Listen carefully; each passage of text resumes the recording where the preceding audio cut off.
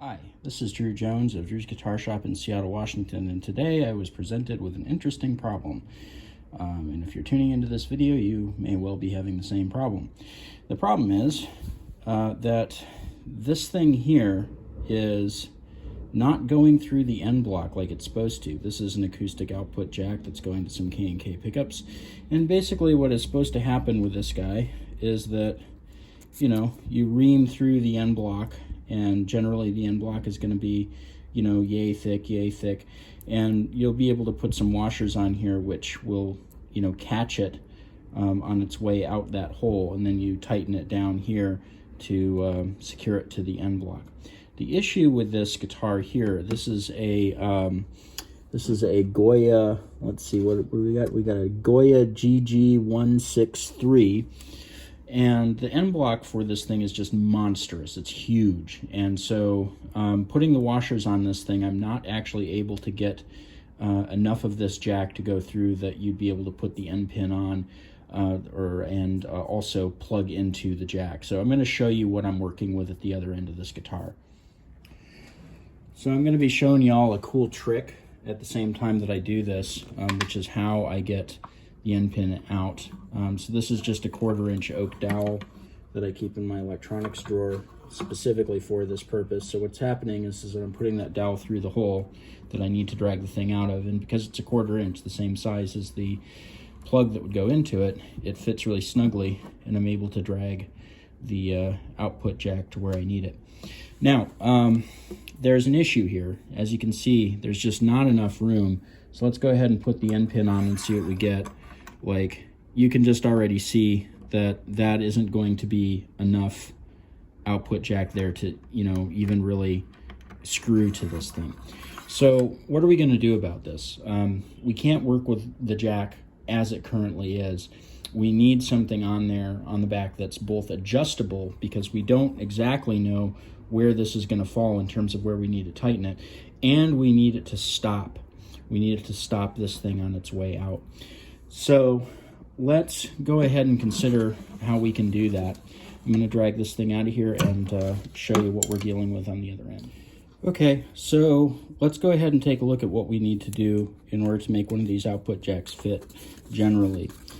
So we're going to go ahead and we're going to draw the end block in here, and we're going to draw our hole through that end block. It's not centered, of course. I'm not an artist. And your output jack goes in here, and then slightly sunken below, you have that first little shelf on here, and I'll show you what I'm talking about in a second. And then behind here you have 1 washer, 2 washer, and then a bolt, and then you have the shielded backing of that output jack. So normally there's even less space there, because you've got this bolt here, this washer here, and then this other washer here, and you can see that little shelf, because the way that this works is that this secures this side, and then the stuff that goes on this smaller threading here, which is going to be another washer and another bolt, go on, and that's actually what tightens this thing down into the block. So you've got that bolt on the outside, that's coming through right here and getting tightened down there and applying pressure this way, while you have these guys applying pressure this way, and so it squeezes inside there. Now, because we can't fit it in with these bolts going through, or with these with this bolt and washer set holding it on the other side, because there's simply just not enough space here. We don't have enough of this jack to occupy the space, because this block is coming out, somewhere over here. That's the end of our block. We need to figure out some other way to secure it. And so this is the magic solution that I've come up with here. Basically what's going to happen is that this washer is going to be modified to fit over here. This washer probably came off like a really cheap Gibson style 3-way switch, and it just about fits over that sleeve. Like, it's so close. And this sleeve here has an awful lot of travel. Basically this entire thing is threaded, And so we've got about as much travel as this thing is long. And so that's going to give us the fine adjustment that we need, but we do need this to have something wider on it, and that's why we're going to put this washer on there. We're going to have to expand the inside of this a little bit so that this fits inside. And then we're going to take some silver solder, which does bond to metals that normal solder wouldn't. So silver solder will bond to things like steel, brass, and all kinds of other stuff that's like difficult to solder to or impossible to solder to with, you know, basic solder. And we're going to be using this thing here as our fine adjustment. And we're going to go ahead and see how that works. Now, as far as expanding this on the inside, for those of you watching at home, what I would maybe recommend is using a rat tail file and just kind of going through there and very, very slowly expanding it. For those of you that have power tools at home, a Dremel with a drum sander is also going to work with this, and that's probably what I'm going to do. You just want to make sure that you're traveling around, and you want to make sure that you're testing it frequently, because this thing, you know, fits pretty close. You might be able to find a washer out there that fits exactly, and if you have that washer and the silver solder, you'll likely be able to make this work. Now, that being said, before you get to that point with this process, you do want to make sure that you clean the metal, and I'll show you how I'm going to do that when we get to that point. But for now, I'm going to go ahead and I'm going to expand this with a barrel sander on a Dremel, and we'll make it fit. Did the trick. I will say that with the reamer, I did have to actually go all the way through with this thicker part in order to get that that piece to fit. So it's worth keeping that in mind. You know, when you're going to do this, that you are going to actually need to provide space for the rest of that little shielding sleeve to go through. But so here I'm set up with the Dremel, and I've got the piece that we're working on, and I've got nearby, you know, the piece that we're going to be trying to fit to. And what I'm going to be doing here is I'm going to be taking this Dremel with this drum sander on it, and you can see that I've kind of obliterated some of the stuff on there. But I'm going to be going around the inside here. And one thing that I'm going to say here is that I don't necessarily advise doing this exactly the way that I'm doing it, because I'm going to be holding this by hand while I'm doing this. And the reason that I feel comfortable with that is that I'm going to be running this Dremel at a very, very low speed, because we do not need to remove much material. So we're going to be keeping it at like that, which if it does hit my fingers, you know, it's not going to obliterate my skin. But yeah, we're going to go ahead and we're going to take this, and we're just going to run around the inside. You may want to put like 3 or 4 fingers there so that there's more to damage, you know, in case something slips, but also because you want to prevent it from slipping in the first place. And I actually am kind of tapping my skin with that sander, and it isn't doing too much to me. It's not hurting. Okay, so we almost got this thing fit on there. Just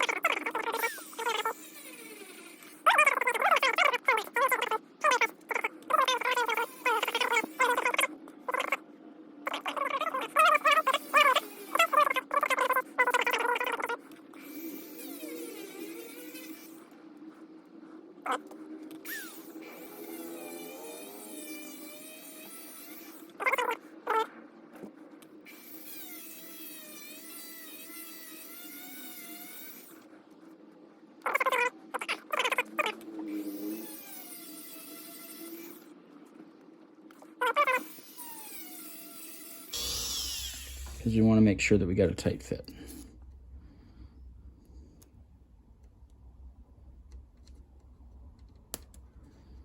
Bam. And that's our tight fit right there.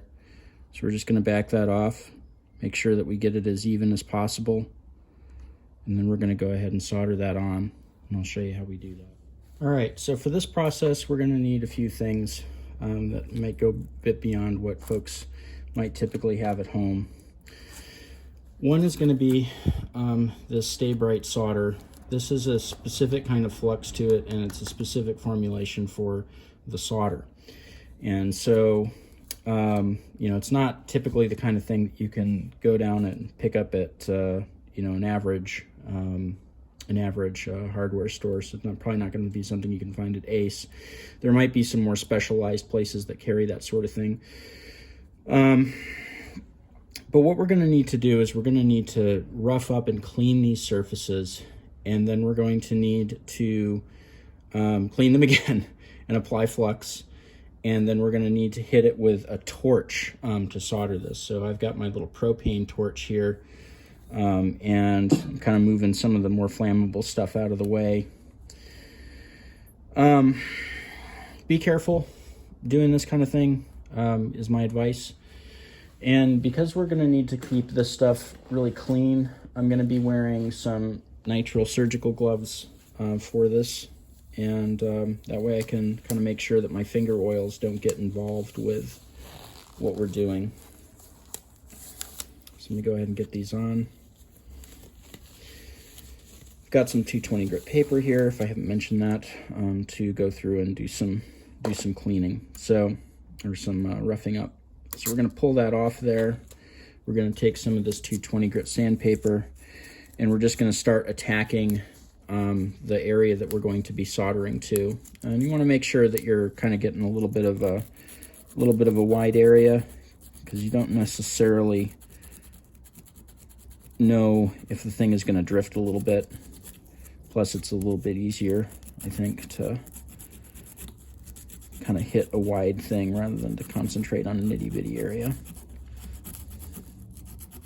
But I'm going to rough it in both directions.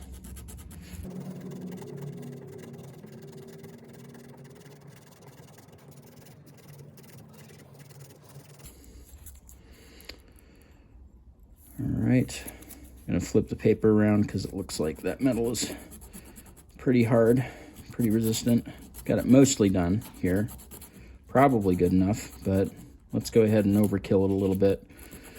I like to overkill stuff rather than underkill stuff, because you never know. And I think that we got basically, a couple of shots at this maybe before, we need to do a hell of a lot more cleaning to make this work. But there you go. So that's that. We already did clean the interior. We sanded the interior of this thing, when we went and widened it with a Dremel. It's possible that a little bit of finger oils got in there, and so I am going to go ahead and just kind of take this and do kind of a cursory little pass. I'm not trying to like do quite as much roughing, because we've already roughed this up pretty good with our Dremel. But I do want to just kind of, for the sake of ritualistically cleaning it, go in and do a pass myself. And then what I'm going to do is I'm going to take this and I'm going to start roughing up the sides. Silver solder being a structural joint rather than like an electrical joint, some of the power of that joint is going to come from the solder kind of pooling up at the sides of the joint a little bit in this case, and I want to make sure that we get good contact hopefully if that should occur. So we're going to go ahead and rough up the sides here. Now this is gold plated, and likely what's going to happen is that in a couple of spots the gold is going to get sanded through, and that's fine. No one's going to see this thing. I probably would have opted to get a gold-plated part anyway for this, just because I have a feeling that we're going to have a little bit of an easier time bonding that silver solder to the gold than to other materials. That being said, the plating and gold-plated stuff is very, very thin, so I don't know necessarily that I'm super correct in that assumption as far as making it a stronger joint. Next, we're going to pull off some shop towels. You could probably use a Q-tip for this or whatever. You definitely do want to make sure that you're wearing gloves. We're going to be taking some alcohol. Alcohol is a really good cleaner for this type of thing because it basically evaporates clean, and it's really good at removing oils.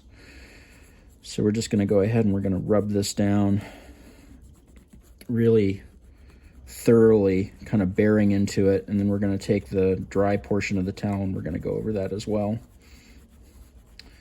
Now, it's going to be impossible to make sure that these things are absolutely clinically clean, but we do need them clean enough that the solder flux could do its job. The solder flux, what that's going to do is it's going to clean a bit of oils, and it's going to deoxidize the surfaces.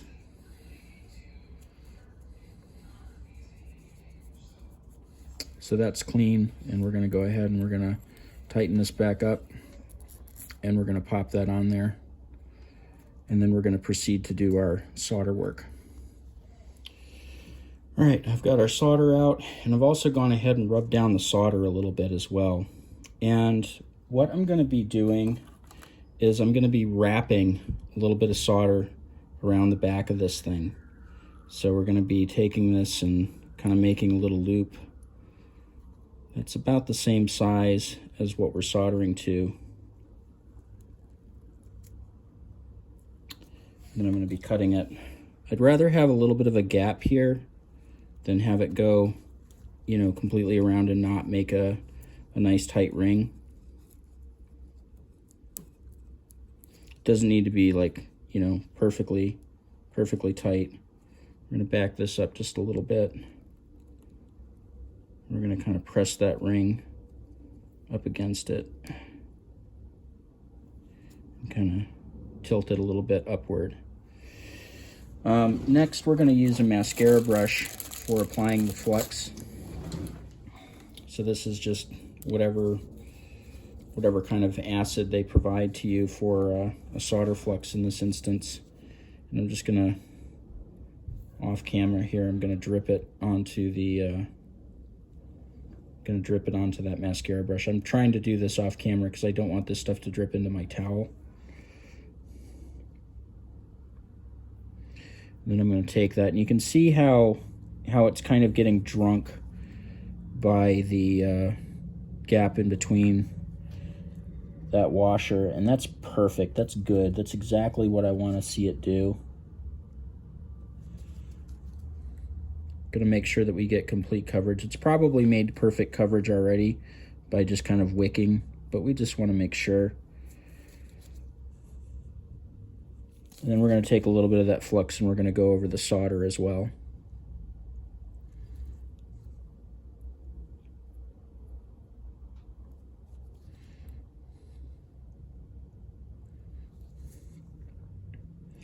This is a pretty different process from doing electrical soldering. For one thing, we're making a structural joint here, and for another thing, like normally with electronic soldering, you know, a whole ton of flux on there isn't ideal. That's not what you're going to want. But in this case, we really do want to make sure that we're getting good coverage. Now, if you do have the guitar like exposed right now, you might want to like cover that with a little bit of a rag, and so that's what we're going to do next. So I have the guitar here that's covered with a rag. I'm going to move the solder out of the way, going to move a lot of stuff out of the way. The reason that we're doing that with the guitar is that even though this is pretty far away, there's a risk of some spatter, so you want to make sure that that's not going anywhere. I'm going to have to replace this towel anyway, but the longer that acid sits on there, the more it's going to hurt things. So now we're going to go ahead and we're going to start the torch. And we're going to get the cone pretty heavy for this.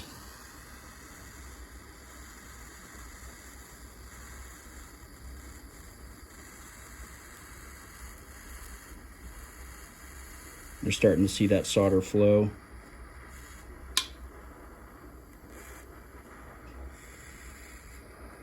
And hit it on the other side. And there we go. Now, let's go ahead and let that cool, and we'll see what we got. All right, so after cleaning it with a little alcohol, you can see that this thing came out pretty good. There is kind of a glob of solder here, and I will say that even though it might be really slight, there's a little bit of a cockeye to it. Now, that being said, I don't think that's going to be hurting us necessarily. It's only slight. I think if it were like leaning, you know, like that, we would have some issues.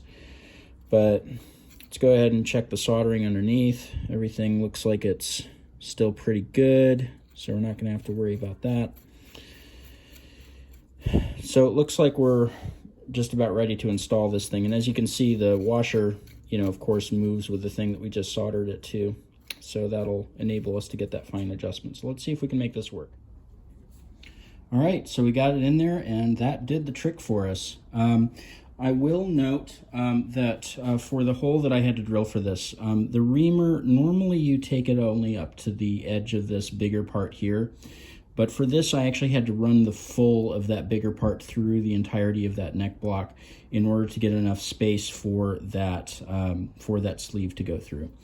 So that's something that's worth keeping in mind. But when you look at this, if you can see this little bit here, that's actually the gap between the end of that larger set of threads there and the edge of the body. And that's actually what we want to see when we get this thing on there. Now, to test if we got this thing at the right elevation, what I'm going to do is screw this thing on